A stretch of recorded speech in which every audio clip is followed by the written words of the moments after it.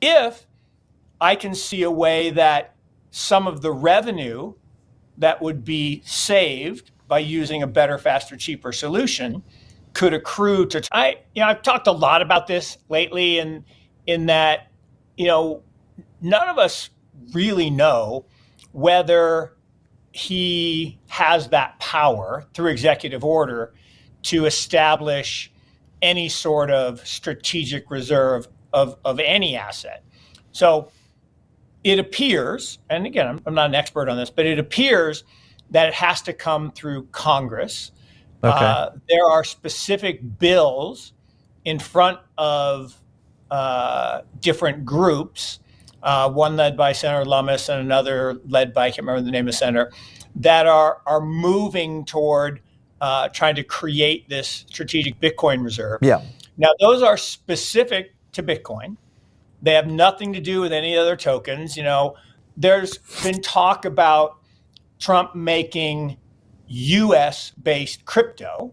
Now Right. we're talking cryptocurrencies, not Bitcoin. Bitcoin is a cryptocurrency, but let's differentiate. Cryptocurrencies that are US-based make gains on those tax-free. And of course, all the Hedera and the XRP and the Cardano people were, oh, that's going to be great. And it could be great, but why would he do an executive order like that? Why would he, and again, I don't even know if that's in his purview, but why would he push for that regulation?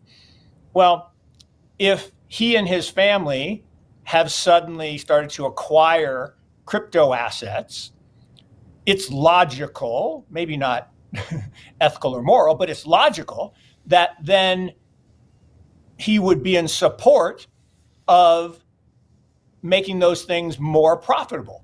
Is it true that the Cardano crowd, the XRP crowd, leadership, meaning the people who own most of those tokens, have been lobbying really hard on Washington, not just Trump, but the previous administration, Oh, yeah. to get favorable positions? The XRP people want the banking system to use it as a base layer, like to replace SWIFT. Is there a world where you could see enough, lobbying being done that gets proposed by? Sure, I could see that. I don't like it personally because I don't think it's decentralized. I don't think it's the right answer. To me, Bitcoin is the base layer, and then we build everything on top of that is a better solution. But again, long-winded way of saying, Yeah. I think there's a lot of things happening. I think very little will be done by executive order. It has to go through the proper channels, but that doesn't stop the speculation. Historically, we as a firm have favored the larger, more established protocols. We own a lot of Bitcoin. We own a little tiny bit of Ethereum. We own a fair amount of Solana, although we sold most of that historically. We don't own XRP. We don't own Cardano. We don't own Hedera.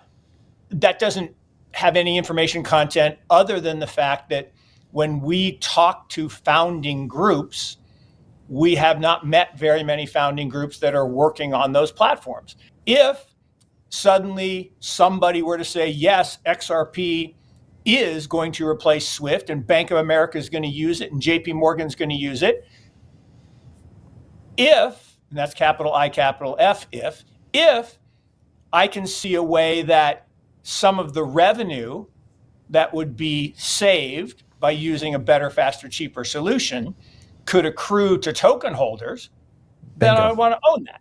Yeah, the problem with most of these utility tokens, as you know, Paul, is they don't get any of the cash flows, right? The whole ICO was all about speculation without equity ownership, a claim on cash flows or debt. I'm an old-fashioned investment guy. I like to own cash flows. I like to own things that accrue value.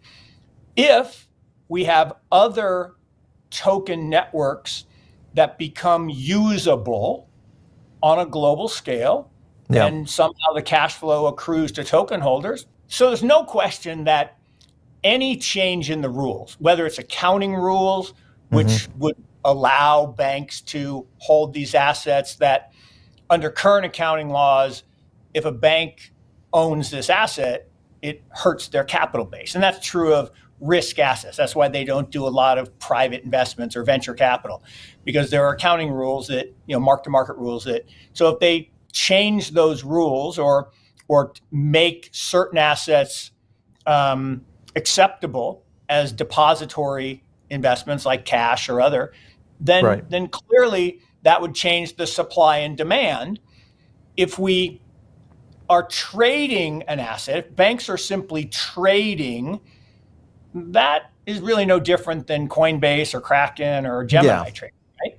It's just a transaction business and you're taking a spread. So would profit be made? Sure. And would the value of a bank go up if they could, arb the spread on crypto? Sure.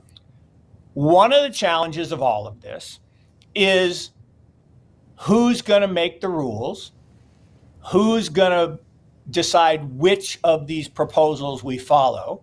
Mm-hmm. Is it going to be like the bad old days where he or she who pays the most to lobbyists gets what they want, versus, hey, let's evaluate all the technologies. Let's look at the world like a business. And so if we actually did that with evaluating the technology of Web3 and blockchains, and we integrated that into the financial services system rather than a pay to play, right? Bravo. That would be great.